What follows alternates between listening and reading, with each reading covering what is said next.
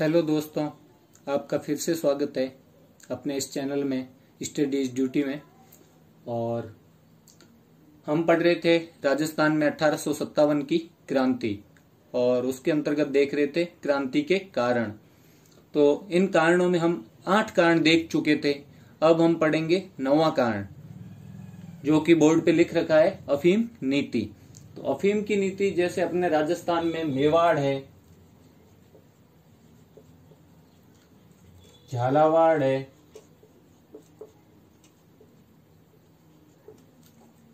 प्रतापगढ़ है और कोटा है। यहाँ पे अफीम की खेती होती थी और ये राज्यों और किसानों की संपन्नता का स्रोत था। राज्यों की संपन्नता का स्रोत था।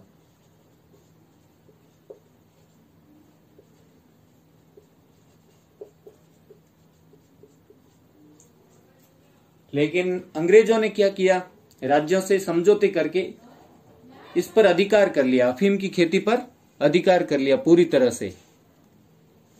तो अंग्रेजों ने क्या किया, व्यापार पर नियंत्रण कर लिया, अफीम के व्यापार पर।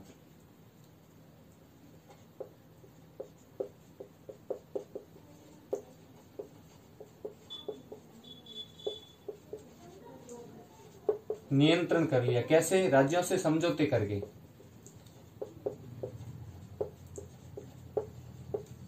और राज्यों के लिए क्षतिपूर्ति की राशि निर्धारित कर दी।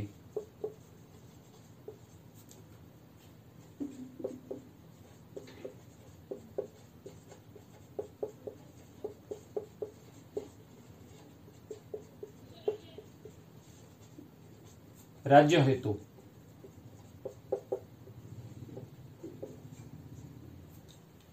और जो कि मतलब राज्य को अफीम से होने वाली आय से बहुत कम थी, और ये जो राशि थी ये बहुत कम थी। तो राज्य की आय में कमी आ गई तो शासक नाराज हो गए। और दूसरी बात थी कि जो किसान थे उनको विवश किया ज्यादा से ज्यादा अफीम की खेती करने के लिए, जिससे कि खाद्यान्न उत्पादन कम हो गया, जबकि कुछ किसान खाद्यान्न उत्पादन करना चाहते थे। तो अगला ऊपर लिख देता हूं।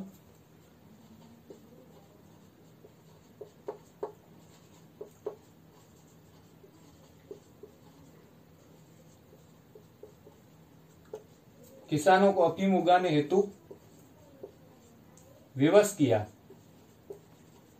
और उससे क्या हुआ, खाद्यान्न का उत्पादन कम हो गया।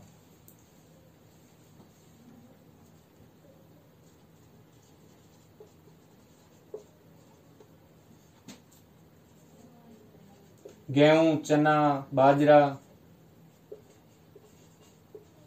और तस्करी बढ़ने लगी। तस्करों को प्रोत्साहन मिला।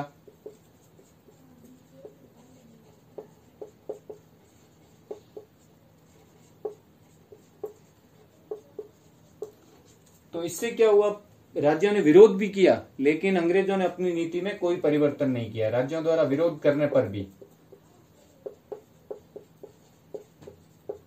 इस अफीम नीति का फिर भी परिवर्तन नहीं किया गया। अंग्रेजों द्वारा कोई परिवर्तन नहीं किया गया।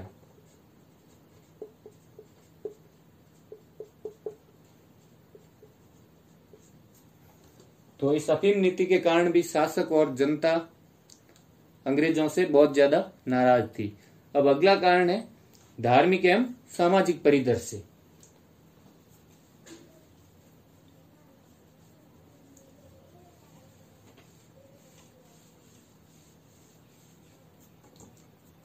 तो 10वां कारण है धार्मिक एवं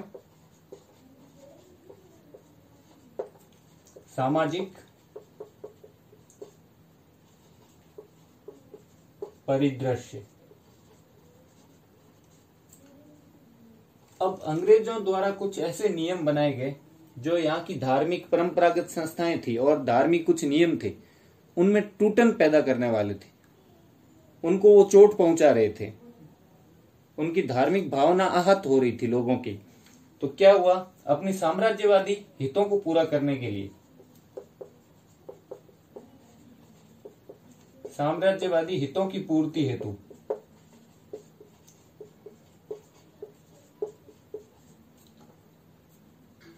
परंपरागत धार्मिक संस्थाओं एवं नियमों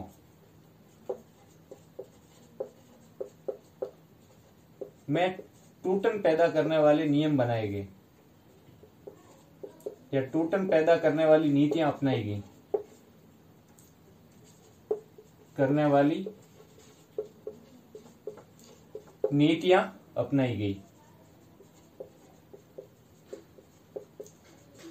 इससे जो धर्म भीरू जनता थी, जो धार्मिक लोग थे, वो अंग्रेजों से नाराज हो गए और साथ ही साथ उन्होंने क्या किया, प्लस ईसाई मिशनरियों को भी प्रवेश दिया। ईसाई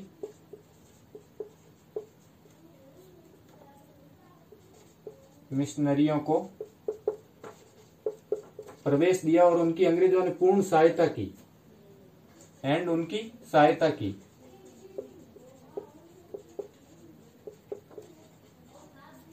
और साथ ही जो यहाँ के सामंत और कुछ राजा भी थे, उन्होंने भी मतलब अंग्रेजों को एक तरह से प्रसन्न करने के लिए, अंग्रेजों को खुश करने के लिए इनका साथ दिया, ईसाई मिशनरी और अंग्रेजों का।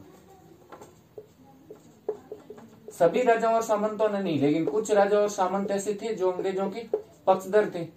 सामंतों ने इनका साथ दिया। अब क्यों दिया? इनको प्रसन्न करने के लिए,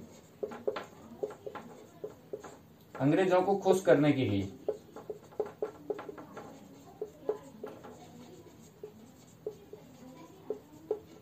और इससे क्या हो गया, जो धर्म भीरू जनता थी वो अंग्रेजों से नाराज हो गई। इससे धर्म भीरू जनता या धार्मिक लोग नाराज हो गई। तो ये तो हुआ धार्मिक परिदृश्य।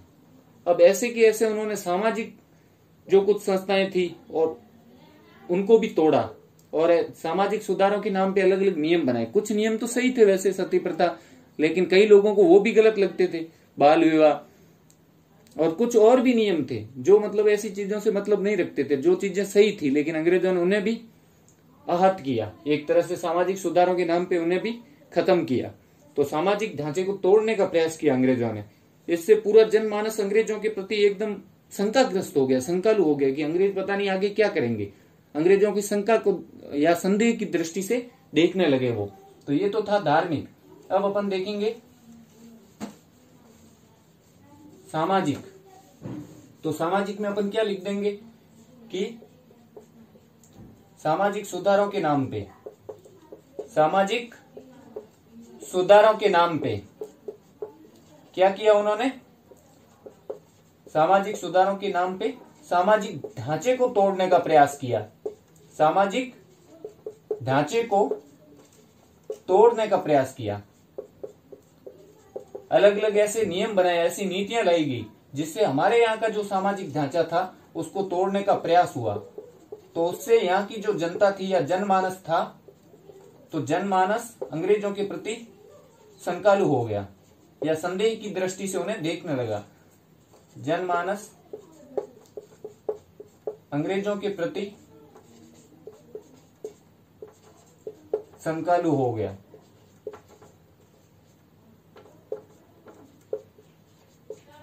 तो ये बात थी धार्मिक और सामाजिक परिदृश्य। तो उससे एक तो धार्मिक लोग और एक जो सामाजिक सुधारों के नाम पे अंग्रेजों ने हमारे सामाजिक ढांचे को आहत किया, उससे सारा जनमानस अंग्रेजों के विरुद्ध हो उठा। अब अगला 11वां कारण है जो हम देखेंगे। पहले हम पढ़ चुके हैं कि उत्तराधिकार विवाद वगैरह, लेकिन फिर भी उस पॉइंट में हम देखेंगे शासकों का असंतोष। उससे अगले कारण में देख लेंगे हम सामंतों का असंतोष। तो अगला है शासकों में असंतोष, 11वां।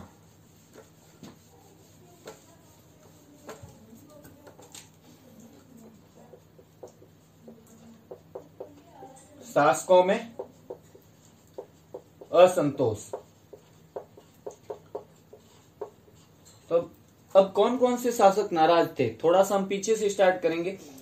जैसे कि जोधपुर में राजा थे एक मान सिंह। तो मान सिंह तो जो अंग्रेज विरोधी गतिविधियां हो रही थी उनका सपोर्ट कर रहे थे। तो जोधपुर के राजा थे मान सिंह, जो साधु वेश बना के कुछ लोग घूम रहे थे, अंग्रेजों के विरुद्ध प्रचार कर रहे थे।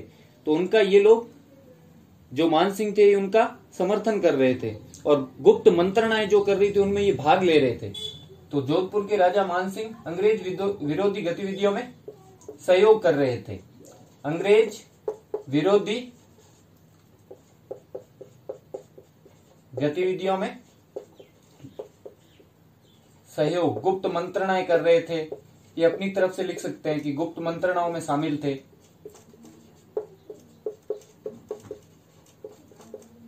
गुप्त मंत्रणाओं में शामिल हो रहे थे। और 1832 में विलियम बेंटिंक ने एक अजमेर में दरबार लगाया था राजाओं के लिए, तो उसमें भी मान सिंह जी नहीं गए। तो 1832 में विलियम बेंटिक ने अजमेर दरबार लगाया। अजमेर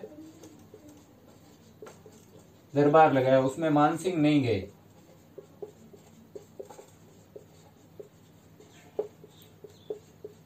उसके अलावा अंग्रेजों ने पहले ही पॉइंट में बता चुका हूं अपने इधर थोड़ा सा पहले कि अंग्रेज नियंत्रित सेनाएं बनाना स्टार्ट कर दी कि आपके सैनिक कुशल नहीं है।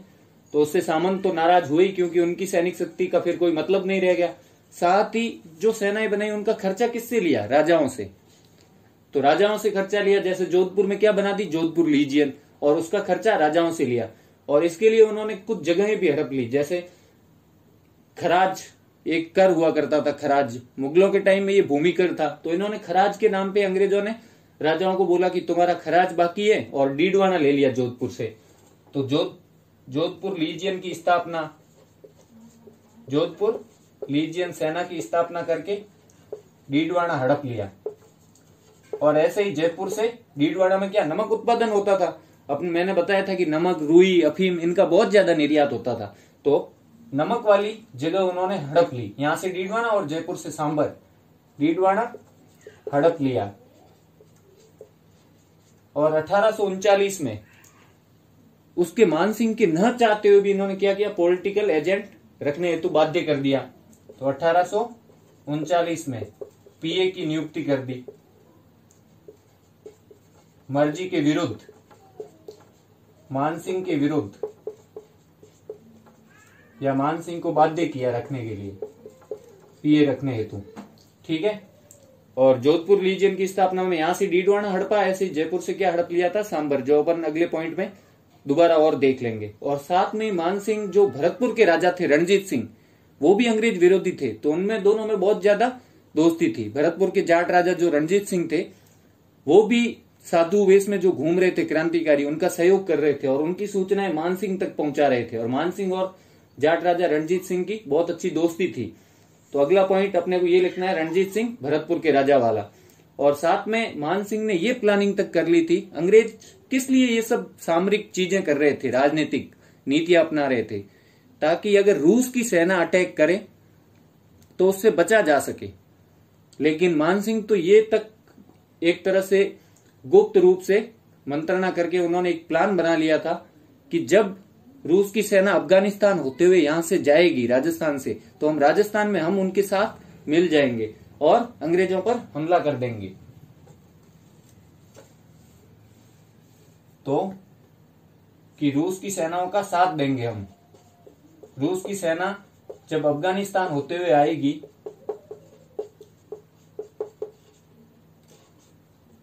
राजस्थान आएगी तो हम भी साथ मिल जाएंगे, हम भी साथ मिलके अंग्रेजों पर हमला करेंगे और अंग्रेजों को यहां से भगा देंगे, अंग्रेजों पर हमला करेंगे। तो ये पॉइंट हो गए। और साथ ही उनकी किससे दोस्ती थी? भरतपुर के जाट राजा रणजीत सिंह से। तो अगला पॉइंट ये भरतपुर राजा से लिख सकते हैं। तो ये भी शासक, एक तरह से शासकों में असंतोष था रणजीत सिंह में भी। रणजीत सिंह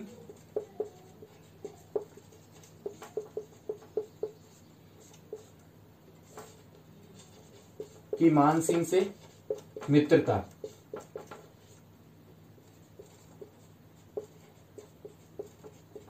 और अंग्रेज गतिविधियों में इनकी भी भागीदारी थी पूरी पूरी। तो ये चीजें थी जोधपुर से संबंधित। अब एक पॉइंट और आएगा आगे, लेकिन उससे तो सामंत नाराज हुए थे कि जोधपुर में बाद में जो राजा बनाया, जो क्रांति के टाइम राजा था तख्त सिंह, वो यहाँ का नहीं था, जोधपुर का। ईडर से लाके अंग्रेजों ने यहाँ पे उसको बिठा दिया। ऐसा बहुत जगह किया। डूंगरपुर में प्रतापगढ़ से लाके किसी को बिठा दिया और डूंगरपुर वाले को वृंदावन भेज दिया। वैसे यहाँ ईडर से लाके बिठाया तो सामंत नाराज हो गए कि भाई ये तो हमारे में से ही नहीं है, यहाँ का आदमी नहीं है। तो ये हो गया जोधपुर के मान सिंह और भरतपुर के रणजीत सिंह। अगला है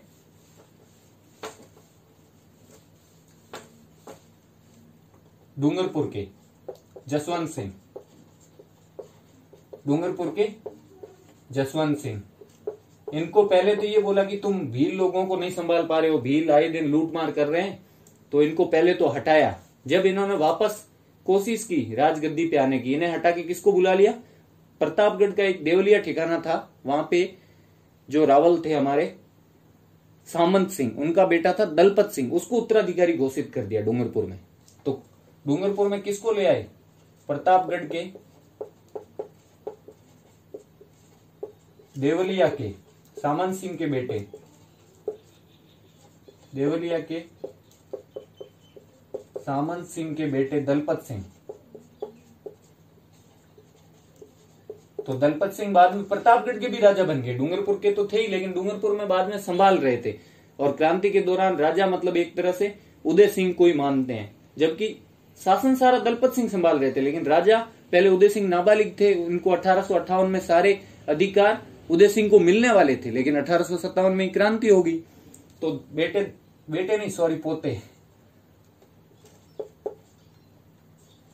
पोते दलपत सिंह को उत्तराधिकारी बना दिया डूंगरपुर में। और जसवंत सिंह को भेज दिया वृंदावन। जसवंत सिंह को कहां भेज दिया? वृंदावन। पेंशन दे दी 1000 रुपए और वृंदावन भेज दिया। ठीक है, तो इससे जसवंत सिंह भी नाराज हो गए। लेकिन बाद में वो वृंदावन गए, जब जसवंत सिंह ने वापस डूंगरपुर को हड़पने की कोशिश की थी, तब उन्हें वृंदावन भेजा कि ये इतना सारा लफड़ा तुम्हारे कारण ही हुई है इसकी। तो दलपत सिंह ने क्या किया कि जसवंत सिंह जिसको बिठाना चाहते थे उत्तराधिकारी के तौर पे, किसी और को जो डूंगरपुर का ही था, ये तो बाहर के थे दलपत सिंह, तो उसको दलपत सिंह ने जाके क्या कर लिया? पकड़ लिया और बोला कि आप भाई उत्तराधिकारी मत बनो। और बाद में उदय सिंह को धीरे धीरे रानियों ने भी विरोध किया डूंगरपुर की, तो उदय सिंह को अंग्रेजों ने बोला कि उदय सिंह संभालेंगे, लेकिन ये जब तक बड़े होंगे तब तक दलपत सिंह शासन का कार्यभार देखेंगे सारा कुछ। तो ये था डूंगरपुर के शासक जसवंत सिंह की स्टोरी कि इनको वृंदावन भेज दिया, इनकी जगह प्रतापगढ़ के देवलिया से दलपत सिंह को लाके डूंगरपुर का उत्तराधिकारी बना दिया।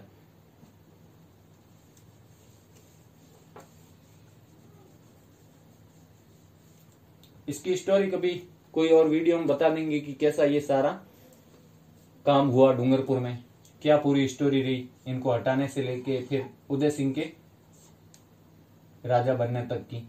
अब डूंगरपुर के बाद है जयपुर। तो जयपुर में क्या किया इन्होंने? सांबर छीन लिया।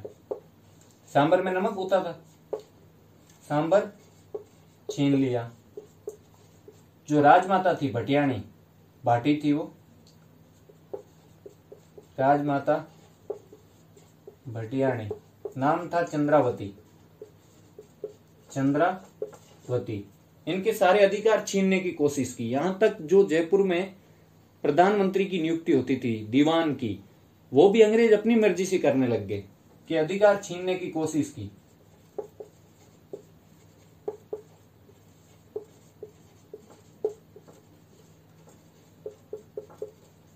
और ये उदाहरण साथ में लिख सकते हैं कि वहां पीएम वगैरह, प्रधानमंत्री वगैरह की नियुक्ति भी अंग्रेजों की मर्जी से होती थी। अब सांबर छीना तो उसके बारे में एक लोकगीत भी चला था उस वक्त कि मारो राजा तो भोड़ो भाड़ो, सांबर तो दीनी अंग्रेज ने, और मारा टाबर तो भूखा, मांगे रोटी तीखे लूण री। ठीक है, ऐसा लिख सकते हैं उसके उदाहरण में कि लोकगीत भी चला था, मारो राजा तो भोड़ो भाड़ो सांबर तो दीनी अंग्रेज ने, सांबर तो दीनी अंग्रेज ने, मारा टाबर तू भूखा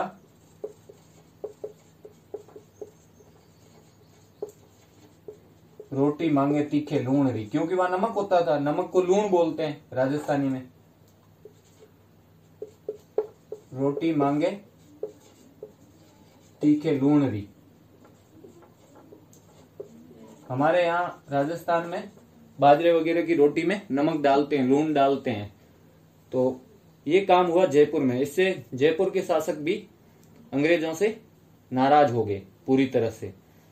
और अगला एक चीज और कि कोटा में जो थे राजा किशोर सिंह थे, तो उनके विरुद्ध उन्होंने दीवान का साथ दिया, क्योंकि जब संधि की तो संधि के बाद में एक लाइन और जोड़ दी। जब ये 1818 की संधियां हो रही थी तो कोटा में जब संधि की तो पहले संधि में ये लिखा गया कि भाई जो राजा है किशोर सिंह, आगे उसके जो उत्तराधिकारी बेटे वगैरह होंगे वही आगे राजा बने रहेंगे, आगे के सालों में राजा बनते रहेंगे।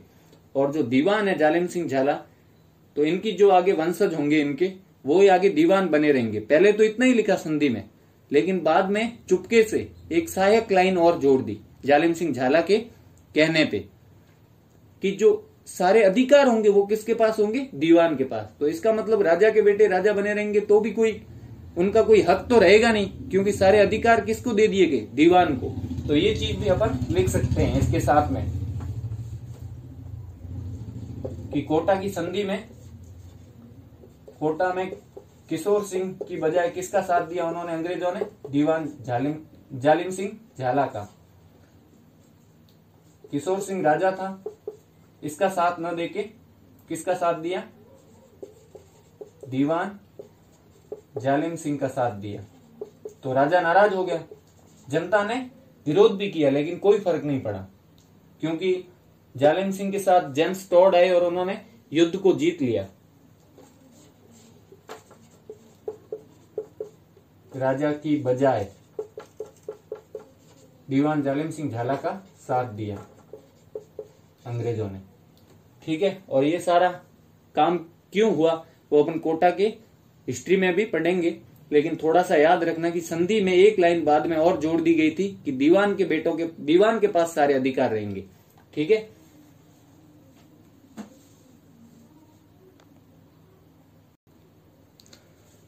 अब जो सांबर छीना था वो भी उन्होंने वही बहाना बनाया कि खराज बाकी है तुम्हारा, ये बोल के उन्होंने सांबर छीन लिया। तो ये हो गया हमारे शासकों में असंतोष।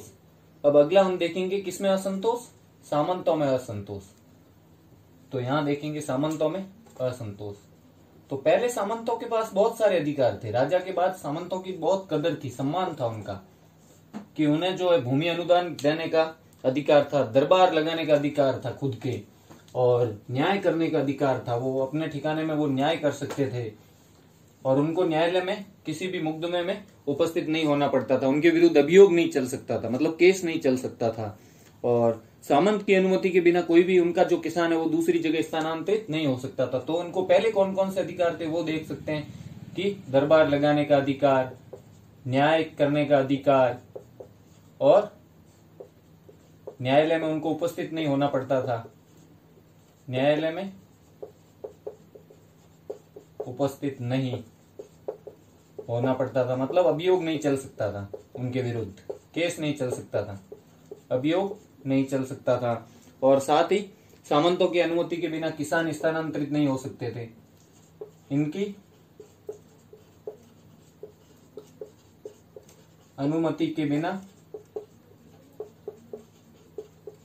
किसान स्थानांतरित नहीं हो सकते थे,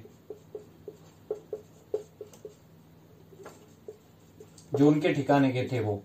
तो ये सारे अधिकार अंग्रेजों ने छीन लिए। साथ ही उनको जो व्यापारियों से मैं पहले ही बता चुका हूं, वो राहदानी, दाना पानी नामक कर लेते थे, उन्हें कर लगाने का अधिकार था, कर लगाने का अधिकार था, और साथ ही भूमि अनुदान देने का अधिकार था, भूमि अनुदान दे सकते थे। ये सारे अधिकार उनसे छीन लिए। और साथ में जब उन्होंने अंग्रेज नियंत्रित सेनाएं बना ली तब इनकी सेनाओं का कोई काम नहीं रह गया। इनके जो सैनिक थे वो बेरोजगार हो गए, तो जनता भी नाराज हुई, सामंत भी नाराज हुए और राजा ने भी क्या किया, जो सामंतों से जागीरें हड़पना स्टार्ट कर दिया। भाई अब इनके सैनिकों का कोई काम नहीं रहा, तो उस भूमि को खालसा करना स्टार्ट कर दिया, मतलब सीधा राज्य के अंडर में, कि अब कोई जागीर नहीं होगी, कि बीच में सामंत नहीं होगा।